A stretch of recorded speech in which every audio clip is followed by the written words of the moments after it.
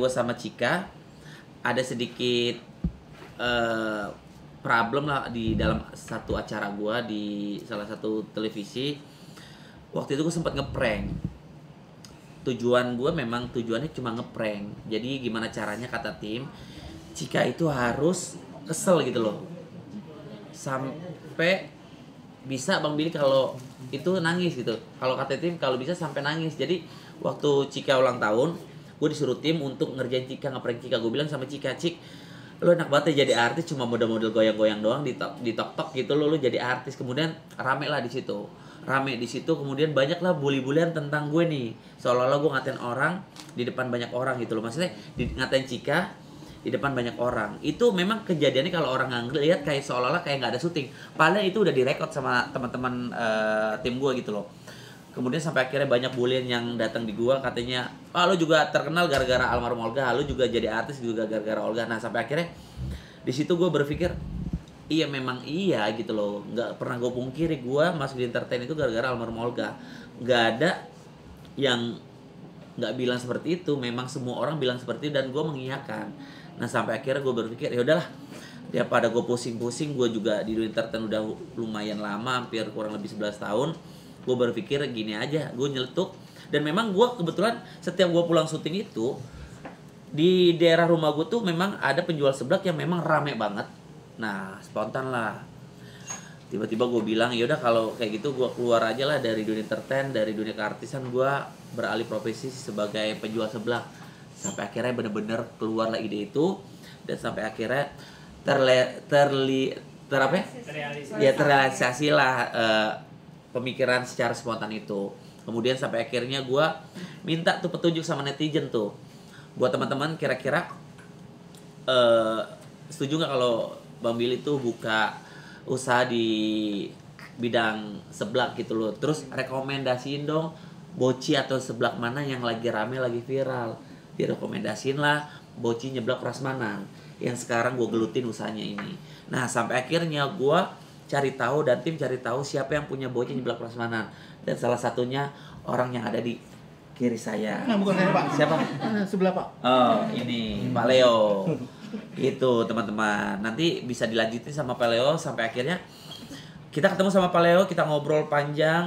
Kemudian juga pas gue datang ke lokasi, banyak memang peminatnya, banyak juga yang konsumennya yang aku lihat. Sampai akhirnya kedatangan aku ke sana, aku kasih makan gratis buat teman-teman yang hadir sana, terus aku kasih hadiah main games gitu-gitu aja sih. Kemudian sampai akhirnya aku ngobrol sama Pak Leo, ngobrol-ngobrol secara spontan karena memang jujur itu juga pengen gue masukin di YouTube gue, dan sampai akhirnya gue bikin konten, sampai akhirnya berjalan lah di situ, masuklah konten. Kemudian di luar konten memang kita udah ada perjanjian secara resmi gitu, secara legalitas. Kenapa gue masuk di boci nyeblak prasmanan ini? Karena yang harus dipahamin adalah usaha ini, jujur dari hati yang paling dalam gue berani sumpah, gue tuh banyak banget teman-teman gue yang nawarin gue tuh buka usaha dari bidang apapun.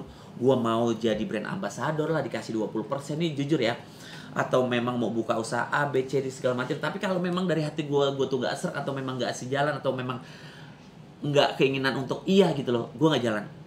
Tapi kenapa gak tahu gue di boci nyeblak prasmanan ini secara spontan dan dari hati tuh kayak jalan. Karena kenapa ya, satu, struktur organisasi udah jelas, legalitasnya udah jelas, perjanjian udah jelas, kesepakatan udah jelas, orang-orangnya di dalam juga udah berkompeten dalam bidangnya. Jadi justru itu apa boleh buat, mau nggak mau gue juga itu handphone. Handphone orang lagi wawancara. Ada apa, Cak? Orang wawancara bilang gitu. Opa lagi wawancara mengenai seblak. Tanya juga enggak, wartawan. Ngomongin apa sih? Ya, Bisnis. Bapak di mana? Bapak lagi wawancara seblak. Wih, mantap. Nggak bakal ditanya juga sama wartawan, Pak. Jadi gitu teman-teman. Intinya adalah segala sesuatunya itu kalau gue jalanin dalam hidup gue itu semuanya dari hati dan keinginan gue. Ini nggak ada pure keterpaksaan, bukan Billy Saputra bukan menjadi salah satu brand ambassador, tidak. Nanti boleh ditanyakan secara langsung, ini jangan diedit, ini real. Gue maunya walaupun usaha seblak tapi memang semua itu dari hati. Karena kenapa yang tadi gue jelaskan, secara legalitas semuanya aman, secara tim semuanya oke, secara berkompeten semuanya sudah matang. Jadi justru itu gue bergabung di dalam salah satu owner di Bocil Nyeblak Prasmanan. Seperti itu sih teman-teman. Ada yang bisa dipertanyakan kayak kasus perselingkuhan gitu ya, kayak berantem gitu ya, ya wawancara gitu ya, kayak orang bener ya. Tapi buat Bang Billy ini peluangnya bisa jadi untung besar nggak sih? Kalau gue boleh ngomongin, karena memang ini pengalaman gue, pengalaman pertama gue di usaha ini. Kalau bisa gue spill sedikit soal apa namanya rezeki yang gue dapat selama gue baru beberapa, ya bisa dibilang sebenarnya baru beberapa, ya udah lumayan lah sebenarnya. Ini usaha kecil tapi lumayan menggigit juga. Nanti kalau misalkan gue spill, ya kalian pasti akan berminat seperti itu menjadi pengusaha seblak di Billy Saputra. Jadi untuk itu buat siapapun sebenarnya kalau misalkan mau bergabung di tempat kita juga, kita logo aja gitu. Karena memang di Bocil Nyeblak Prasmanan itu sendiri, kita sendiri sudah hampir 12 outlet ya. Alhamdulillah sudah hampir 12 outlet gitu. Kemudian kalau ngomongin masalah rasa, insya Allah mudah-mudahan aman lah, aman. Makanya justru itu gue mau bergabung di sini. Soal rasa oke, soal tim oke, soal legalitas oke, struktur organisasi jelas, kemudian dari semuanya aman. Jadi insya Allah Billy bergabung di Bocil Nyeblak Prasmanan. Itu bisa dibilang penghasilannya ngalahin penghasilan syuting. Kalau untuk penghasilan syuting udah bisa dibilang ya belum, masih syuting lah, masih syuting. Sejujurnya masih syuting. Kalau ini masih bisa dibilang alon asal kelakon. Tapi kita dari 9 outlet sampai akhirnya kita sudah 12 outlet gitu. Ya pelan-pelan insya Allah, mudah-mudahan. Karena insya Allah di tahun yang baru ini, maksudnya di tahun baru di tahun 2024, insya Allah Billy akan menjadi seorang ya bisa dibilang pengusaha lah, bukan jadi artis lagi, insya Allah mudah-mudahan. Ini kenapa akhirnya mempersiapkan pensiun ya atau gimana sih? Ya, jadi segala sesuatu kita harus dipersiapkan gitu loh. Karena memang kalau sejujurnya mungkin hal ini udah lumrah kali secara umum, kalau di dunia entertain gak akan selamanya gitu. Kita juga tahu porsi kita sampai kapan. Ya mudah-mudahan sih seterusnya, insya Allah mudah-mudahan orang-orang selalu sayang sama Billy, dan juga Billy masih dipercaya sama pihak-pihak TV ya. Kalau misalkan masih terus berlanjut, tapi kalau misalkan memang udah ada batas waktunya, ya udah kita beralih sebagai pengusaha aja lah gitu. Bang Bil, kalau kita ngomongin bisnis kuliner, especially kan seblak ya. Seblak. Pesaingnya kan banyak banget nih Bang Bil. Iya betul. Maksudnya sempat ada ketakutan nggak sih Bang Bil untuk terjun langsung nih? Oh gini. Kalau itu bisa dijelaskan secara langsung sama Om Leo, karena ketika gue ngobrol panjang kali lebarnya secara menu makanan, kualitas rasanya, secara legalitasnya, secara transparannya, secara semuanya. Nah justru itu yang tadi gue tekankan, yang harus digarisbawahi adalah Billy Saputra bukan sebagai brand ambassador. Oke, kalau masalah itu sebenarnya autopilot sih ya. Jadi tinggal koordinasi sama tim, apa aja yang memang harus ada masukan, terus juga apa aja yang harus ada info-info tentang ya pemasukan, pengeluaran atau segala sesuatunya di bidang usaha kita ini sendiri. Jadi berapa persen total yang Bang Billy beli saham? Berapa persen? Waduh, berapa persennya? Buat ini aja, jadi ada. Jadi kalau ngomongin berapa persennya, intinya adalah kalau Billy Saputra membeli saham di Bocil Nyeblak Prasmanan, berapa persennya? Waduh, 100%-nya. rahasia. Yang paling penting adalah Billy Saputra owner dan salah satu pemilik saham yang ada di Bocil Nyeblak Prasmanan itu sih. Bang, dalam usaha itu kan selalu ada risiko ya. Ya. Artinya Bang Billy sendiri sudah menyiapkan risiko atau mungkin ada plan A, plan B untuk menghadapi dalam usaha nggak sih? Harus dong, kita sudah dibicarakan dari awal, semua tim sudah dibicarakan, segala sesuatunya itu punya risiko. Jangankan usaha yang kita jalankan, hidup aja pasti punya masalah gitu loh, ya kan? Jadi intinya adalah di dalam usaha ini resiko apa yang sudah kita nanti dapatkan, pasti insya Allah pelan-pelan akan ada jalan keluarnya. Gimana caranya? Ya selesaikan baik-baik, entah dari internal, entah dari luar, entah dari segala sesuatunya di lingkaran usaha kita. Pokoknya semua ada jalannya.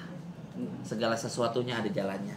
Resiko bisa ditangani ketika kita selesaikan masalahnya dengan legowo. Ketika ada masalah, apapun diselesaikan dengan cara kepala dingin gitu. Ya segala sesuatunya sebenarnya gampang, hidup itu gampang. Cari simpel aja. Usaha itu akan ada berhasilnya, akan ada gagalnya. Ada gagalnya, bangkit lagi, jatuh bangkit lagi, berhasil, alhamdulillah gitu. Udah tahu targetnya berapa tahun bakal Target insya Allah mudah-mudahan sekarang kita baru 12 outlet. Insya Allah mudah-mudahan nggak mendahului Allah ya.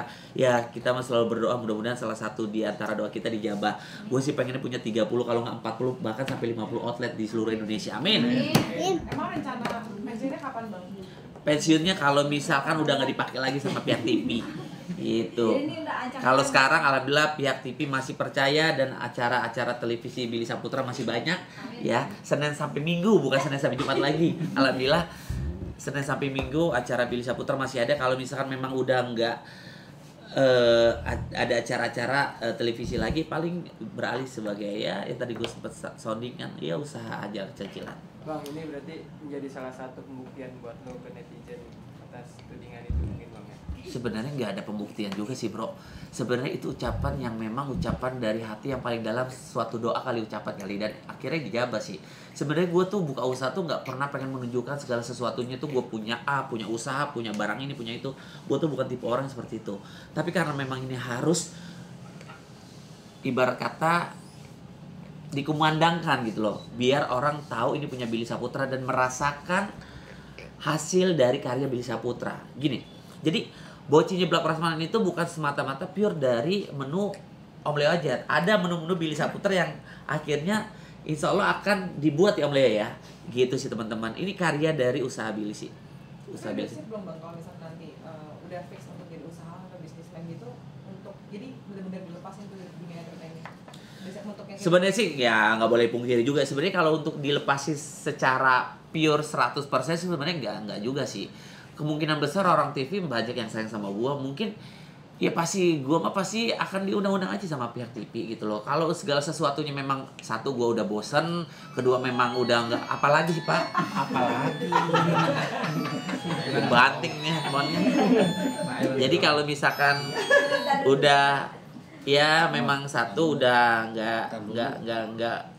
nggak dipercaya lagi sama pihak TV, ya insya Allah Billy beralih. Kalau misalkan ya tapi nggak mungkin sih pihak TV, pasti ada aja Billy mah diundang gitu insya Allah.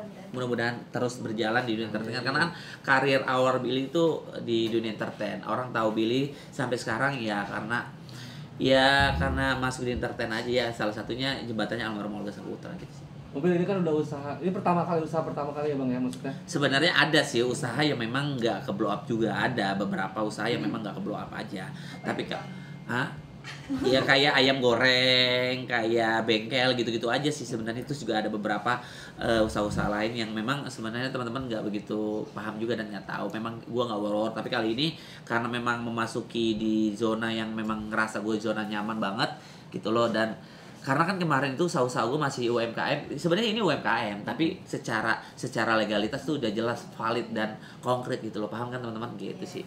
Mungkin setelah ini kan kuliner ya bang, kan ada rencana lagi ke depannya nanti untuk bidang apa lagi mungkin, atau di kuliner lagi rencananya sudah terpikir bang? Karena udah zona nyaman nih katanya. Iya. Sebenarnya zona nyaman sih nggak juga, semua kan proses gitu loh, pelan-pelan lah, pelan-pelan. Kalau misalkan ya setiap manusia pasti kan ya sejujurnya nggak ada rasa bersyukur, tapi gimana cara kita harus selalu bersyukur gitu loh. Ketika kita sudah misalkan contoh kita merasa udah zona nyaman, tapi kan pasti kita masih ada mau lagi gitu loh. Tapi intinya adalah ya hidup harus selalu bersyukur gitu aja. Dibilang zona nyaman ya enggak juga sih gitu teman-teman.